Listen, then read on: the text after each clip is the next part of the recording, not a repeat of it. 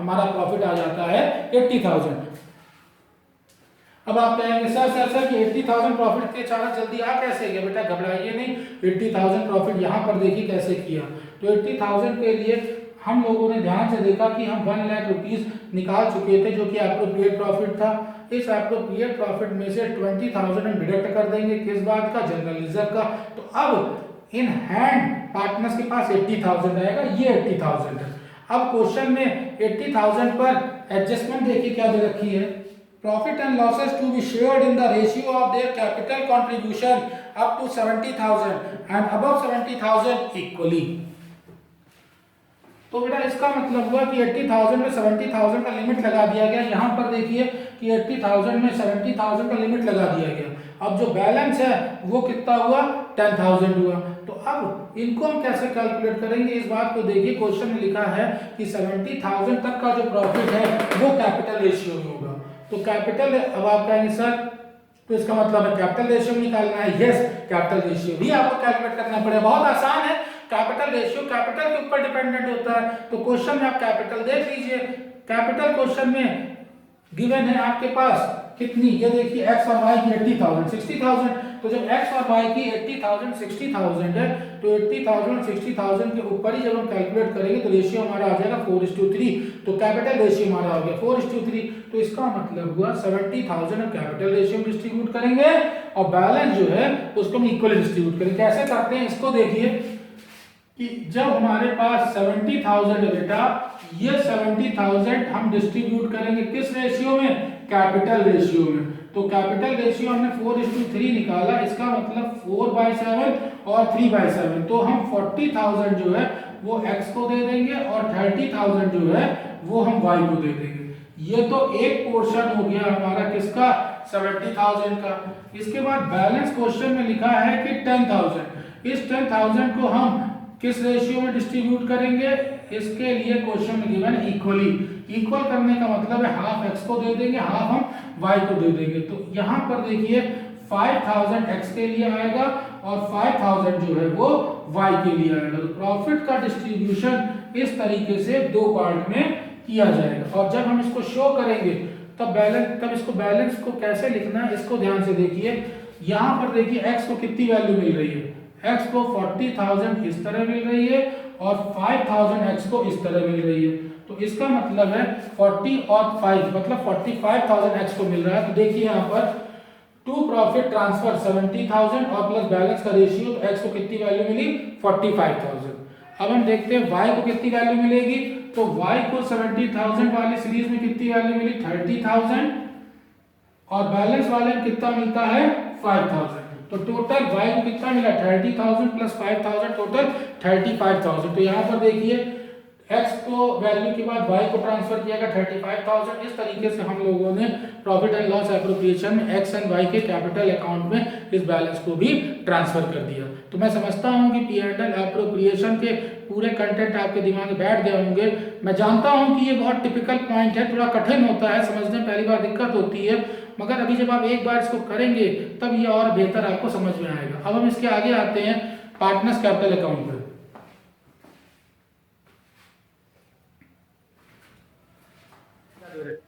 तो क्वेश्चन में देखिए इनिशियल लेवल पे ही कैपिटल के ऊपर गिवन है कि x और y की कैपिटल गिवन है। आप जानते हैं कि x और y की जो कैपिटल है फिर वो टू अकाउंट हमें देखने हैं, एक पार्टनर कैपिटल अकाउंट, एक P&L एप्रोप्रिएशन। तो खुद सोचिए कि कैपिटल किससे रिलेटेड होगा? P&L एप्रोप्रिएशन से रिलेटेड होगा या पार्टनर कैपिटल अकाउंट से रिलेटेड होगा? बिल्कुल करेक्ट आपने सोचा है कि ये पार्टनर कैपिटल अकाउंट से रिलेटेड होगा, इसलिए इसकी एंट्री हम लोग पार्टनर कैपिटल अकाउंट से करेंगे। इमीडिएटली आपके मन में दोबारा ये बात आती है सर पार्टनर कैपिटल अकाउंट को प्रिपेयर करने जा रहे हैं, मगर पार्टनर कैपिटल अकाउंट जैसा कि आपसे बता रखा है कि फिक्स्ड कैपिटल मेथड और फ्लक्चुएटिंग कैपिटल मेथड से होता है, तो हम किस मेथड से सर इसको करेंगे? बहुत सही क्वेश्चन आपके माइंड में बच्चों आया है, मगर ध्यान दीजिए मैंने साथ से एक बात और भी बताई थी कि अगर मेथड गिवन नहीं हो फिक्स्ड और करंट अकाउंट के कंटेंट भी गिवन नहीं है तब आप उसको फ्लक्चुएटिंग मेथड से करेंगे जिसमें सिर्फ आपको सिंगल कैपिटल अकाउंट प्रिपेयर करना होता है। तो बहुत आसान हो जाता है। क्वेश्चन को टफ मत करिएगा, इजी करिएगा। अगर कुछ भी गिवन नहीं है तब आप सिंगल कैपिटल अकाउंट प्रिपेयर करेंगे जो कि फ्लक्चुएटिंग कैपिटल अकाउंट होगा। और हमें पता है कि फ्लक्चुएटिंग कैपिटल अकाउंट की ओपनिंग जो है वो क्रेडिट साइड से होती है। तो देखिए यहाँ पर हमने पहले पार्टनर कैपिटल अकाउंट पे एंट्री लिखी, by bank account sorry x की कैपिटल 80,000 और वाई की कैपिटल 60,000। अब इमीडिएटली आपके मन में क्वेश्चन आना चाहिए, सर हम यहाँ पर हमेशा बाय बैलेंस ब्रॉट डाउन लिखते हैं और यहाँ पर तो बाय बैंक लिखा हुआ है। ध्यान से सुनिएगा, मुझे लगता है कि इस बात को आपको समझना चाहिए कि यहाँ पर बाय बैलेंस ब्रॉट डाउन क्यों नहीं लिखा है, यहाँ पर बैंक अकाउंट क्यों लिखा है। बेटा जब कभी भी क्वेश्चन प्रीवियस ईयर से लिंकअप होता है, मतलब क्वेश्चन पढ़ने से ऐसा पता चलता है कि बिजनेस पिछले साल से कंटिन्यू हो रहा है, तब उस हालत में हम लोग यहाँ पर by balance brought down mention करते हैं। मगर ध्यान से जरा क्वेश्चन की लैंग्वेज देखिए, इसमें साफ लिखा है स्टार्टेड अ बिजनेस। तो जब करंट ईयर में 1 अप्रैल 2020 को क्वेश्चन स्टार्ट ही हुआ है, बिजनेस स्टार्ट ही हुआ है, तो यहाँ पर ब्रॉट डाउन नहीं हो सकता। ब्रॉट डाउन तब होता है कि जब यहाँ लिखा होता है हैविंग अ बैलेंस ऑफ 80,000 60,000। यहाँ पर इसी साल बिजनेस स्टार्ट हुआ है तो हम लोग बाय बैंक लिखेंगे, ना कि बाय बैलेंस ब्रॉट डाउन लिखेंगे। तो ये आपका हो गया बाय बैलेंस ब्रॉट डाउन। अब अनदर थिंग, बहुत स्मॉल सी ट्रिक है, आसान। अगर पार्टनर्स कैपिटल अकाउंट बनाने में कहीं आपको दिक्कत हो रही हो तो सीधे P&L एप्रोप्रिएशन को देखिए। तो P&L एप्रोप्रिएशन के वो कंटेंट जो कि डेबिट साइड में है वो सारे के सारे यहाँ क्रेडिट में पार्टनर्स के साथ में आ जाते हैं। कैसे? तो देखिए सबसे पहले लिखा हुआ है इंटरेस्ट ऑन कैपिटल। तो इंटरेस्ट ऑन कैपिटल जो एक्स का है वो एक्स में, जो वाई का वाई में। तो यहाँ पे इंटरेस्ट ऑन कैपिटल यहाँ पर देखिए, उसके बाद बाय इंटरेस्ट ऑन कैपिटल वहां पर देखिए 9,600, 7,200, 9,600 एंड 7,200। आफ्टर दैट सेकंड पर आते हैं सैलरी। तो जब वहां सैलरी डेबिट है तो पार्टनर्स कैपिटल में क्रेडिट में, तो बाय सैलरी एक्स में, एक्स की सैलरी 24,000, वाई में, वाई की सैलरी 36,000। इसके बाद फिर आते हैं P&L एप्रोप्रिएशन के डेबिट में। डेबिट में क्या लिखा है? कमीशन। कमीशन ध्यान दीजिए सिर्फ एक्स को लिखा है, तो हम कमीशन सिर्फ एक्स को ही देंगे।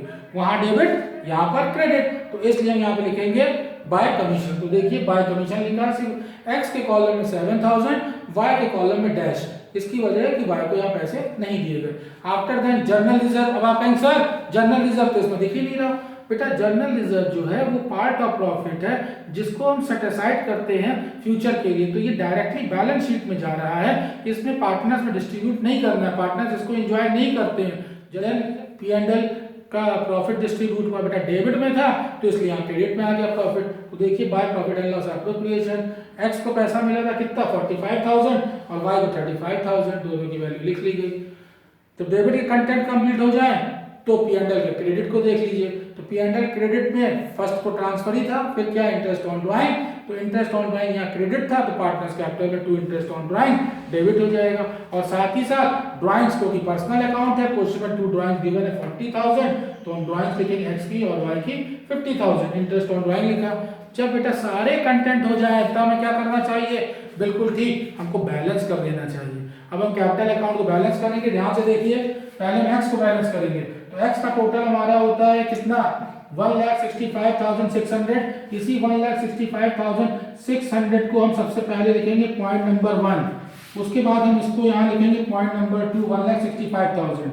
देन ये हमारा हो गया डिफरेंस। अब ये वैल्यू अगर हम 40,000 और 2,000 ऐड करें तो ये आंसर आ जाएगा, तब ये हमारे पास स्टेप नंबर 3 में बैलेंसिंग फिगर आता है। घबराइए नहीं, एक बार हम वाई पे भी करके बता देते हैं। वाई को टोटल करते हैं तो वाई में सबसे पहले हम टोटल क्रेडिट साइड का करेंगे। अब आप कहेंगे सर हम क्रेडिट साइड का ही पहले के टोटल करेंगे। बेटा जिधर की तरफ ज्यादा हो वैल्यू हमें उसका टोटल पहले करना चाहिए। तो देखने से साफ लग रहा था क्रेडिट साइड में ज्यादा टोटल है, इसलिए हमने क्रेडिट साइड लिखा। उसी वैल्यू को हम यहाँ पर लिख देंगे। तो इसको देता हूँ नंबर 4 और उसको मैं देता हूँ नंबर 5, स्टेप नंबर 5। फिर हम इसको बैलेंस करेंगे, तो बैलेंस करने पे स्टेप नंबर 6 हमें इसका बैलेंसिंग फिगर मिल जाएगी। तो क्वेश्चन में बस यही कहा गया था कि आपको P&L एप्रोप्रिएशन बनाना है और साथ में पार्टनर्स कैपिटल अकाउंट बनाना है। तो यहाँ पर आपका ये क्वेश्चन कंप्लीट होता है। तो मैं समझता हूँ कि थोड़ा टिपिकल चीज है, मगर अगर आप इसकी थोड़ी प्रैक्टिस कर लेंगे तो ये टफ पॉइंट आपको काफी इजी लगेगा और बोर्ड एग्जामिनेशन में आप काफी आसानी से इसके ऊपर मार्क्स गेन कर सकेंगे। आप लोगों ने मुझे बहुत ज्यादा वक्त दिया, आप लोगों का बहुत बहुत शुक्रिया। फिर मिलते हैं अगले वीडियो पे। जय हिंद, जय भारत।